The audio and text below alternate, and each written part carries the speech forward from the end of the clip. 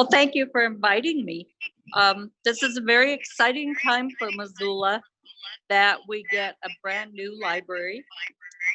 Um, the I'm standing on the outside deck at the second floor, which is the youth floor, and I hope you can see the beautiful views of Missoula.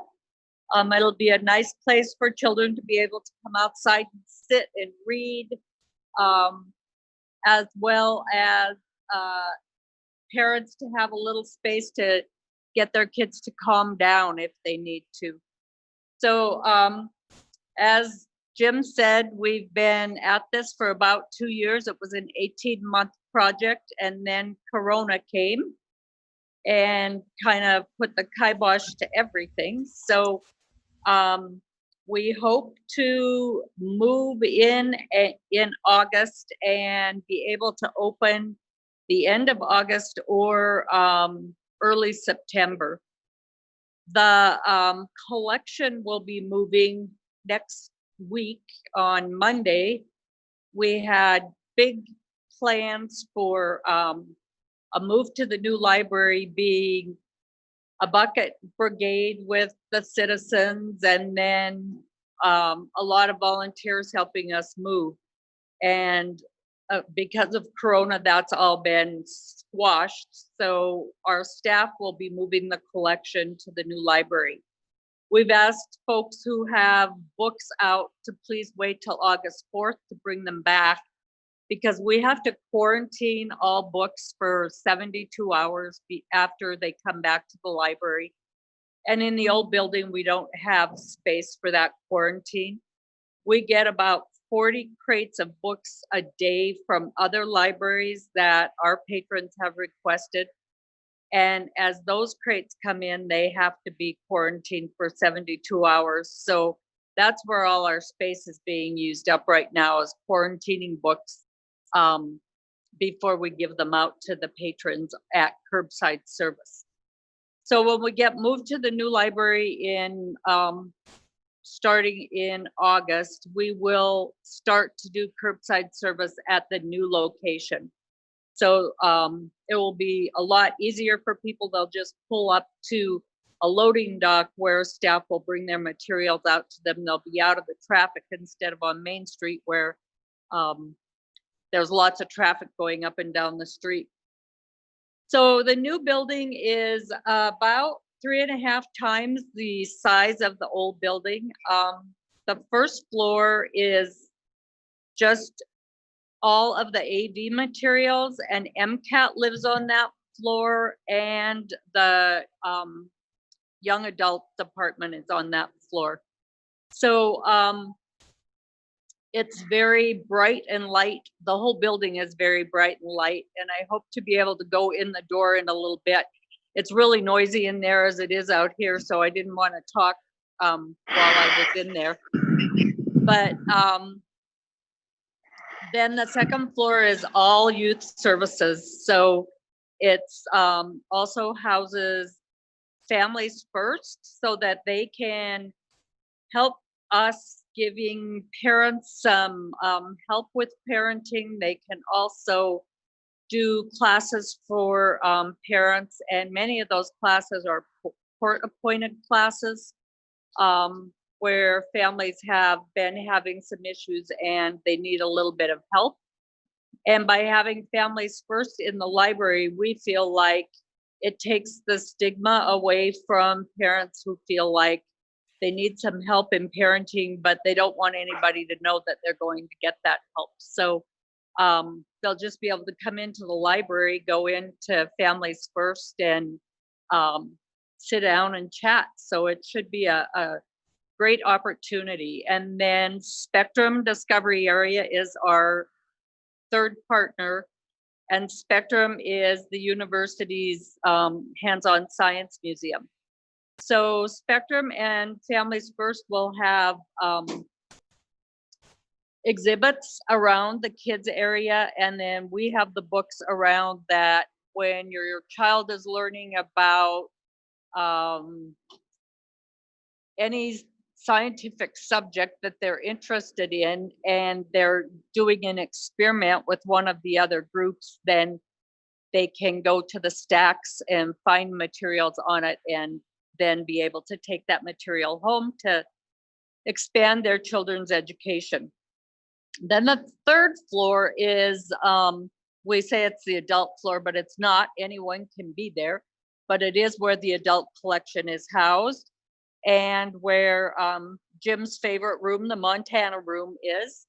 In the Montana room right now at our library, the books are in the same room as where people can do research. And in this space, the books are in a locked room, which will not be locked during the day, but there will be a staff person always in that room, in the Montana room, to help people find the materials that they want and also make sure that the things in our collection don't walk off, because those are, a lot of them are last copy items of Montana history. A lot of them are history about the area or about small communities in our area.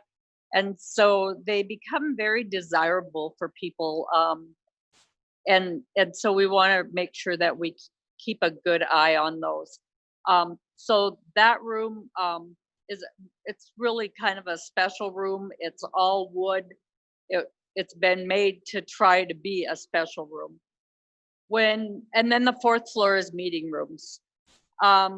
When we visited with the community prior to building the library, we asked the things that they were interested in, and the biggest request was for a sustainable building. And so this building is made of cement. It will have a lot of raw cement inside because that is the sustainable way to use cement. If you put paint on the outside of cement, what happens is the paint starts to wear and weather and crack off, and then you're continually having to do the upkeep on it. So the raw cement in this building is part of the sustainability. There's a big, huge staircase that goes from the ground floor all the way to the fourth floor. It is a metal staircase, but will be covered with terrazzo floor coverings. So it will be beautiful. The wall on the side of the staircase, we tried to use, our first plan was to use beetle kill wood, and because it has that beautiful blue patina to it. But when we tried to get what we tried to do was do the mountain ranges outside Missoula in the wall, and when they tried to cut the wood like that, it just splintered and it was not possible to do. So instead, we have a different feature wall that is just geometric shapes made out of wood that hopefully people can stretch their imagination and see that it's the valley.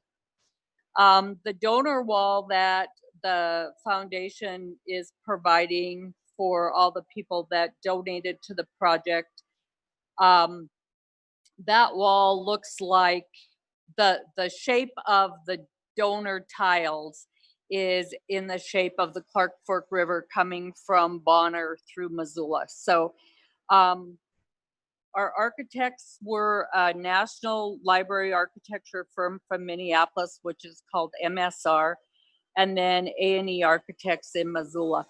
And together they really tried to do everything they could to make this building just very special to Missoula. So we also have a parking lot outside, and then underneath the building there are more parking spaces. So we have about twice the parking that we had at the old building, which is great because we had not, I think we had 32 parking spaces at the old building. There's a drive up book drop that when you put your books in, it comes directly into the building. So you're not dropping something off that's outside and then we have to bring it in. It directly comes into the building. Staff wise, this building was built with the best ergonomics that we have in today's society. So technology always gets better. So it'll be out of sync in a couple years, I'm sure. But we have a material handling system, which we've never had. And we have a lot of staff members who suffer from repetitive injuries from checking books in. And so the material handling system will do that for us. And it'll be really fun for people to get to watch it. It sucks books in, it reads the barcode on them, and it puts them on a cart that then staff take directly to the space that it gets shelved. So things will go out to the shelves much more quickly than they do now. Everything goes out every 24 hours at least, but now it'll almost be instantaneously, which will be really nice. Anyway, the building is mostly of concrete. I say cement, and the builders don't like that word. It's called concrete and glass. And the glass brings in all the natural light, and it's just beautiful. In the northeast corner on third floor is where the periodicals are, and there'll also be a viewing scope that the Elk Foundation will donate to the library. And they'll have a little bit of history about what the elk herd is about. And then you'll be able to view the elk on the mountain through the scope. So we think that'll be a really fun thing for people to do in the spring, summer, and early fall. I don't know how much you will see them in the winter time, but it'll still be a beautiful view. So the fourth floor balcony is outside the meeting rooms, and it's fairly large. We would have liked to have it be the same size as the building, but we could only afford half the length. So at some point in the future, if they choose to build out, they can. It's just rocks on top of the roof there now. So they will be able to build that out if they ever decide that they want to raise the money to do that. So I'll quit talking and answer questions.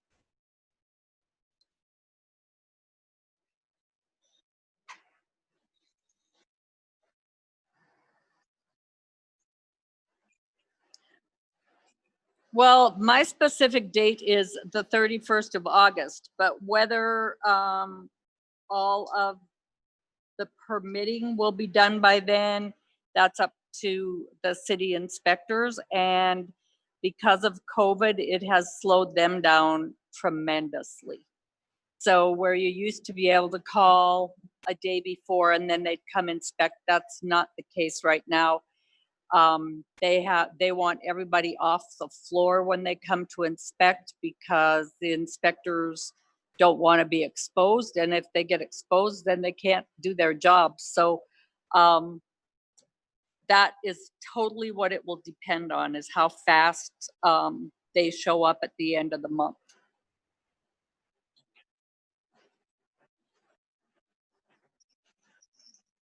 Oh, sorry.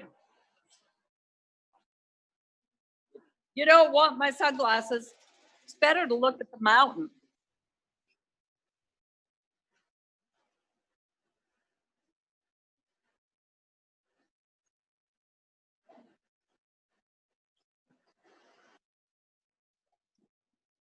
Yeah, it will restrict us. So everyone will be masked, and we will only be able to have about a quarter of the amount of people that we would have normally. If you have a research project, you can call and make an appointment, and then we know that you're coming and can count you as part of the day's count.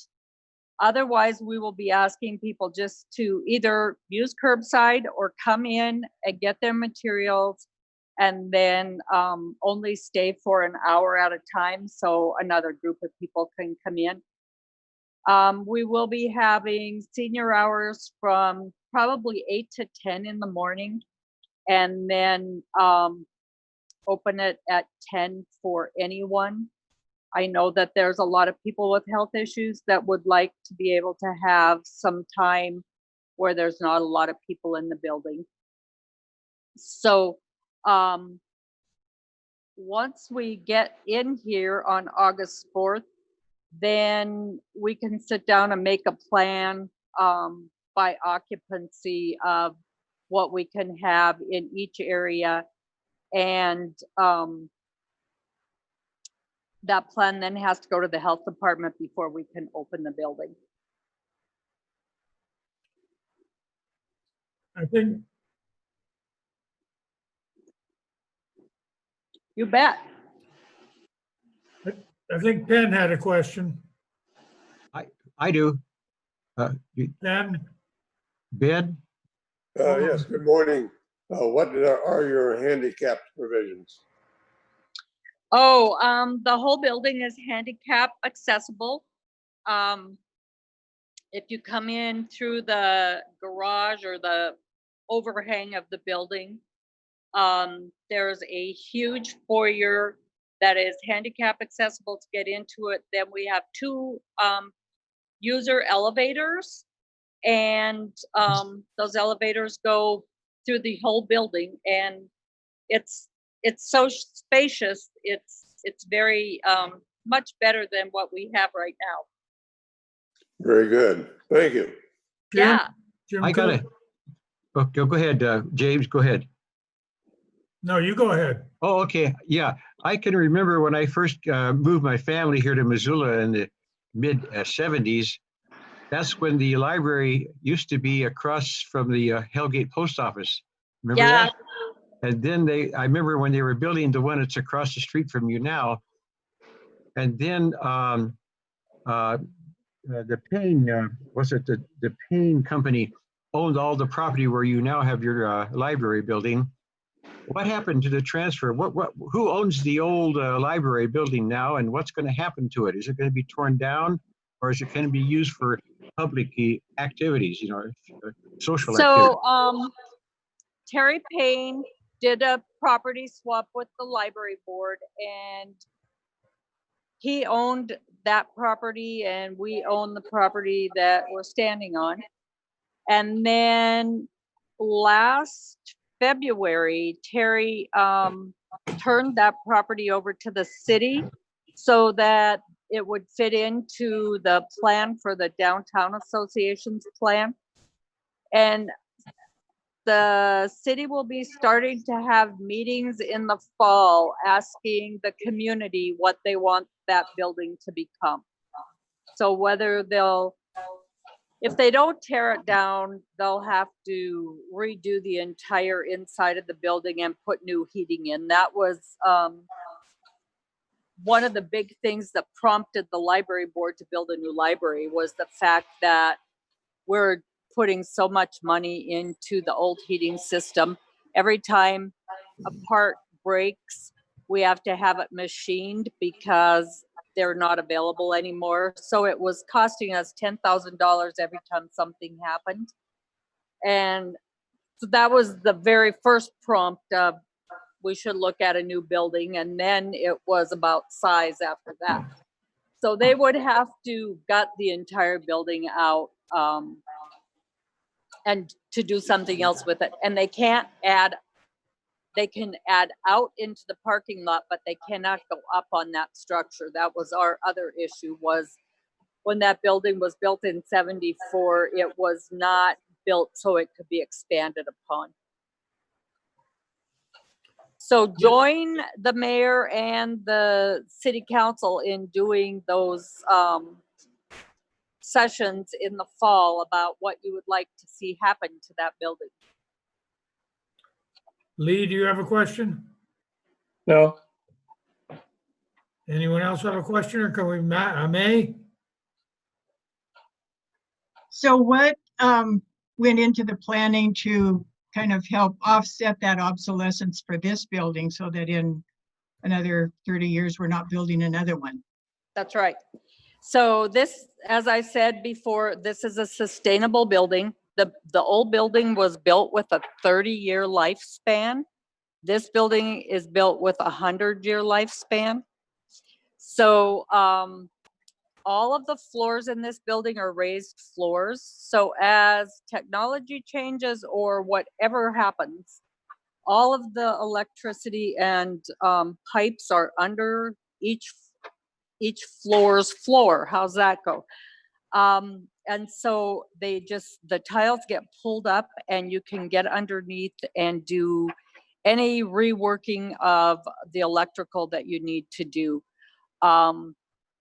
It's a geothermal heating system. So that means we use groundwater, and the groundwater heats the building, and then it goes back down into the ground again. So it's just recirculating. So the system is up to par, new technology. And the fun thing about this is this building is 3.5 times the size of the old building, and our power bill should be exactly the same as the old building.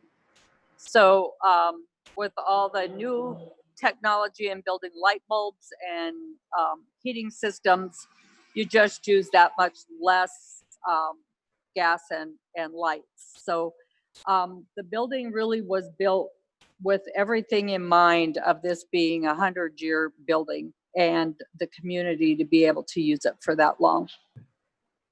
I got another question too. Upstairs in the 4th floor where you have meeting rooms, if certain groups in town would like to have a meeting there, is there a price for using the room, a cost, a rent? No, absolutely not. The public library is free. So it's free with your taxes, I guess. Everybody pays taxes that supports it, but it's free for your use. And so you'll be able to go online and look at what the meeting rooms are, what they have. Every meeting room has the capability of you being able to hook a computer to a system that you can use projection on the wall, and sound, everything is right there, and kind of with the flick of a light switch it happens. So all rooms are equipped very well. There's some little study rooms also that just 2 or 3 people can meet in. But all of the rooms, you just sign up and use them. If they're evening meetings, then a group can only meet once a month for an evening meeting. And that is because otherwise one group might take the meeting room all the time and there not be room for others. But during the day, you can meet as many times a week as you choose to.